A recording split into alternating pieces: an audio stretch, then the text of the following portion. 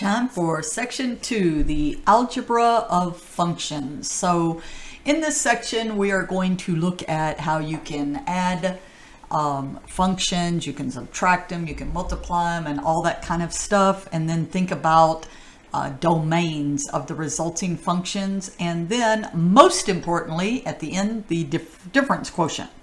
So if you have two functions, then you can simply add the functions. There's not really anything, weird or different that happens. Subtracting, you have to be a little careful because typically I would put an extra parentheses because you need to be sure you distribute the negative sign. Multiplying, pretty straightforward. You can multiply two functions.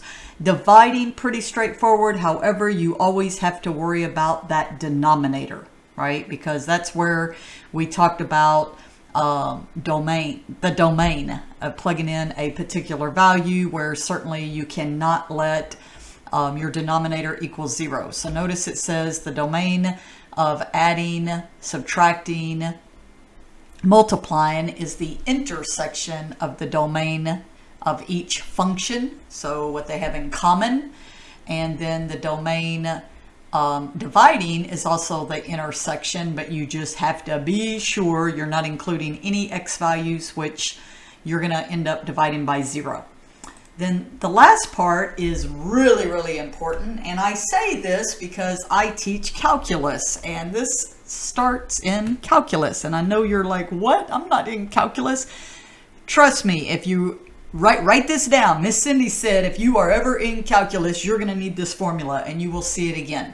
So this is the difference quotient, and it is the same as the average rate of change as a slope, but instead of between 2 points, it's now saying between one value of the function and then just a little bit further, and that's what this h value is. So let's see first just how you could work a problem like this. So if I give you this function 2x minus 3 and I said find the difference quotient, where you see an x, remember when you evaluated functions, whatever is in parentheses got plugged in for the x. So where I see x, I plugged in x plus h, and there's no x there. And then minus, where I see an x, I just plug in an x, so it's just back to my original function. And then divided by 8, and I do all that crazy algebra manipulation to get this answer. And what you will find out later, as I mentioned, and you might even see it already, this number is the slope. Isn't this y equals mx plus b? Wow, mind blown, right? But there are definitely, other uses in this class that we might actually write out. So it says here for this function, find the difference quotient.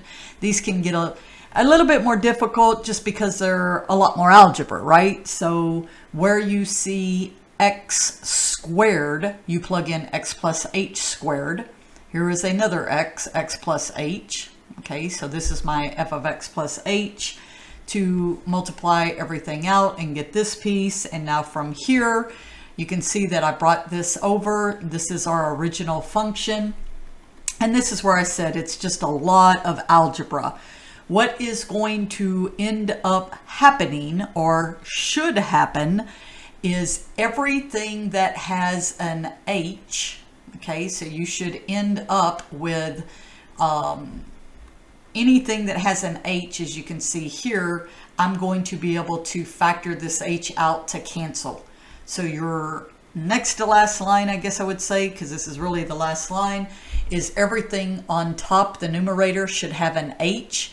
You factor the h out because now you can divide the denominator and simply get this equation right here.